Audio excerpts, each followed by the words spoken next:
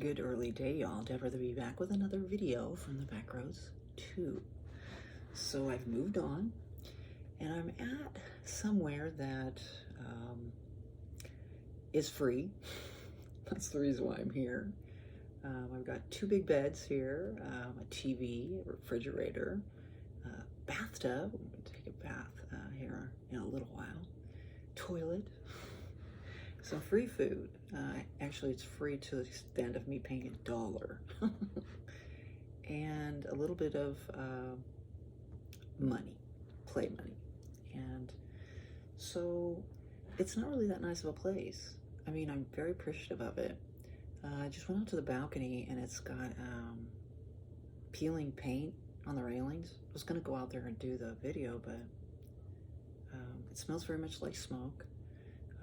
The pass-through door allows the pot smoke to come through into the room. It's just so fragrant in here. It's like unbelievable. And it's not just at night. It actually was this morning as well. I'm not trying to judge or anything. It's just I've really been around that kind of stuff over the last, like, say, week or so. Way more than I have been in a long time. And so, anyway, I thought I'd talk about a couple of things today. Yesterday I went to eat at this restaurant that I like in my hometown. And I sat behind these 2, they weren't really farmer guys, but they were kind of, you know. They're really the farmer guys that wear caps, like feed company caps instead of a cowboy hat, let's say. They're kind of the new age farmers, let's say. Maybe 2nd, 3rd generation farmers. But they were talking about these women that were in the restaurant as well. And at first I really didn't realize what they were talking about. I thought maybe they were talking about their wives. But when I heard that they had to hop up on a dresser to be able to jump into their jeans, to be able to fit into them, at that point I realized that whatever they were saying was fairly derogatory, and they were being very prejudiced against women that had weight issues. And a lot of women do, but a lot of men do as well, you know. A lot of people do. So all of a sudden these women come walking out of the restaurant, and where we're sitting is this sidewalk and glass, and the women walked to the car, which was situated kind of right in front of, or to the side of where we were in the booths that we were sitting at. And one of the girls, I don't know why she did this, but she lifted her shirt up to show her bra underneath. And it was a nice lacy bra, you know, but it also showed her stomach and such. And I mean, you know, I find it interesting a lot of times with people that are heavier, they don't have a lot of cellulite, right? Like, I got cellulite, you know. I got a gut, even though a lot of people are like, you don't have a gut, but I do have a gut. I might not have a butt, but I got a gut. So, but basically, I realized that they were talking about these women that had walked out of the restaurant, and then they proceed to just talk so poorly about them, like that they're, that they were, the fact that they were overweight was in some way reflective of the type of person that they were. Can you hear the housekeeping? So I thought that I was just like, really? And then I thought about how it's probably like that with lots of people. You know, my grandson, well, 2 of my grandsons, older, Tay-Tay and Easton, were at the water park one year. And this little white girl came up and called my Tay-Tay a fat N-word, because he's mixed, and proceeded to follow him around the lazy river, calling him a fat N-word. And he kept asking her to stop, and she just kept persisting. And both of my grandsons are pretty big boys. Easton was like 1 percentile, you know, as far as everything, you know, and he looks like he could be in high school, but he's not. And I just thought that was, you know, that was terrible that she did that.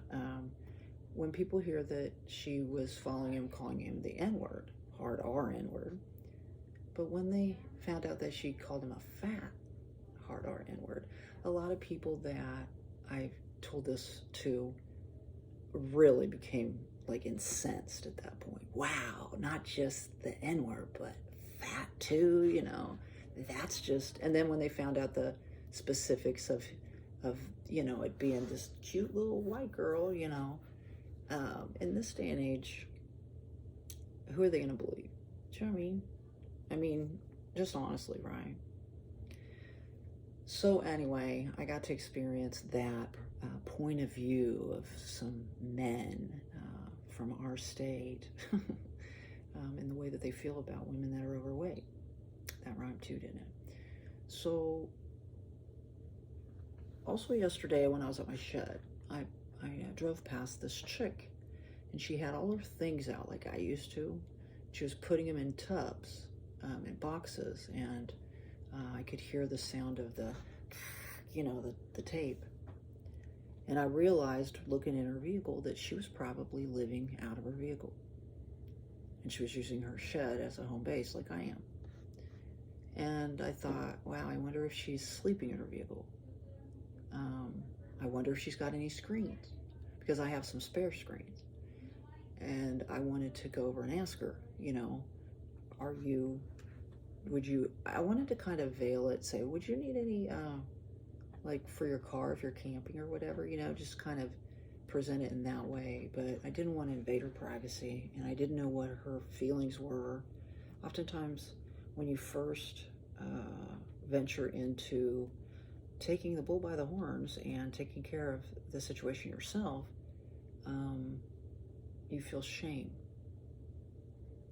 You can feel shame about it, and you feel very paranoid that everyone in the world can see what you're going through and knows what's happening. And, you know, I think at a certain point you get past that, and you realize that you're more or less just surviving and trying to get through whatever this stage of your life is, moving through it onto whatever's next. So my, I guess, message today is, since I don't get any comments, and I'm not sure, maybe I can go back and see, maybe I turned off the comments, but I have a lot of videos where 70 views for me is a lot, you know?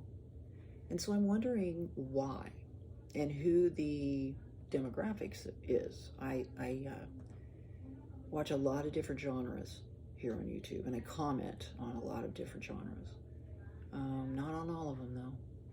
I'm just like you are when it comes to commenting in certain aspects or certain situations. But if you're interested in how to do this, like if you're, you know, one paycheck away from being in this, you know, homeless, I don't want you to look at living in your car as homeless. I know that they say that, but I think it should be maybe houseless.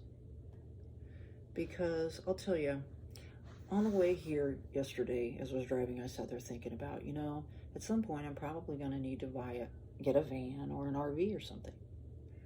But then I thought about Agassiz. Agassiz has really been through everything with me. And Agassiz was my safe haven. Agassiz has always been there for me, always took care of me, sheltered me from the storms, you know? So if you have a vehicle and you're thinking about doing this, because I know the rent is very expensive, and heck, you might even rent somewhere that was a former, you know, place of business, illegal business, like I did. If you're interested in me showing you how to do this or to speak about this, because the main thing is you got to get your ride ready, you know, before you even go out and try to find any place to sleep or to stay. So if you're interested in that, give me a thumbs up. I want to see. If you don't want to comment, that's fine, but give me a thumbs up if that's what you'd like me to start talking about, because I will. Easily. Get out there and spread those little pieces of peace. It's very important to do that. Thumb this video up anyway. Subscribe if you want to see future videos. But if you really want to see this, show me through the thumbs up. We'll see you all on down the road. Bye-bye.